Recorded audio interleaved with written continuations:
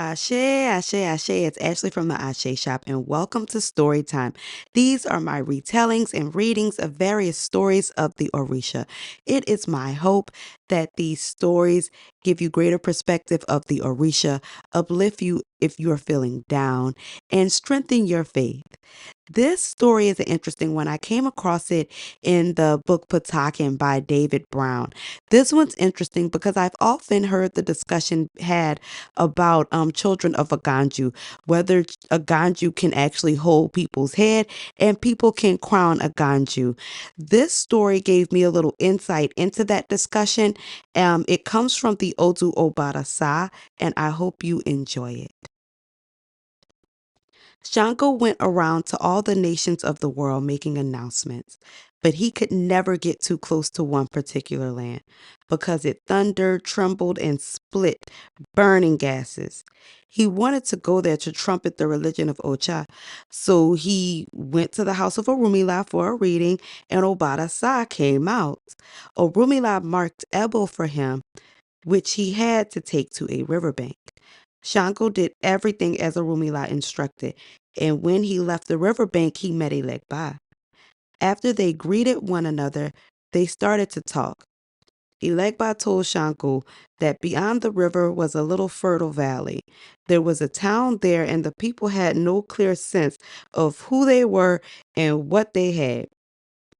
They were confused, no matter the issue. Moreover, the town's king spoke to his subjects only from afar, and no one has ever seen him. Shango was puzzled and asked Elegba, how is it possible that a town could have a king who they did not know and could not see? Shango decided to go see this king. Elegba told him that the king went to the river in the afternoon to cool off, and there was a woman who always waited for him there named Oshun, who knew where the king lived. Shango reached the river by the afternoon. After a little while, he heard a loud noise like a roar, and then he saw a woman running down the riverbank opposite him. A little while later, he saw an enormous man arrive, who quickly submerged himself in the water to get all the smoke off of him. The woman waited until he came to the surface and began to pour water over his head to further cool him down. Shango watched all of this and then began shouting so they could see him. They turned and looked at him and asked him what he wanted. Shanko replied that he wanted to cross the river, and Aganju, the town's king, he tore a palm tree down out of the ground, and he welded it like a club and made a bridge so that Shanko could cross it. After Shanko got across, he made the very pertinent introductions that needed to be made, and they asked him, what do you want? Shanko said, well, I wanted to get to know your town.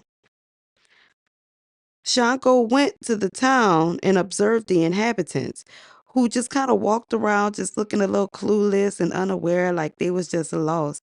He saw how Aganju stayed far away from them.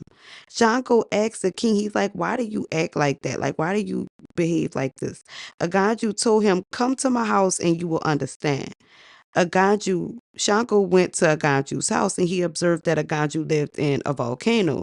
Aganju was shocked when he could see that Shango could walk over the hot lava without burning, and asked him, like, how is it that you're not burning?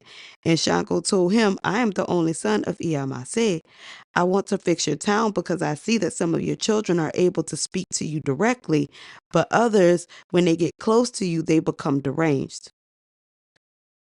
Aganju, Shango, and Oshun made a pact so that Shango and Oshun had the same right to Yoko Osha to seat the heads of Aganju as long as they did not speak directly to him. To seal the pact, Aganju served Shango Akukomeyi, Etu, and Iyele, and painted around his head just below the crown one red band, one white band, and one red band. Shango served Aganju Etu, Aguado, Oka, Olele, and Ikaru Aru, so that everyone would know that they had a pact. Whenever the volcano erupted, First would come fire, which is Shango, and then would come lava, which is Aganju. I found this story very interesting because it gives us a little bit more insight into not just the relationship with Shango and Aganju, but also the relationship with the Ganju and Oshun, seeing that all of them have a pact together, giving us an explanation of why some people may be told that they are Omo Aganju or a child of Aganju, but we'll see them become crowned or become a priest or priestess of Shango and Oshun. I hope you enjoyed this story and I look forward to telling you more stories. You can find the resources used today in the book list at theasheshop.com, where you can also purchase a reading, book a session with me, or stock up on your spiritual bath and body products. I look forward to telling you more stories. Ashe, ashe, ashe. Oh.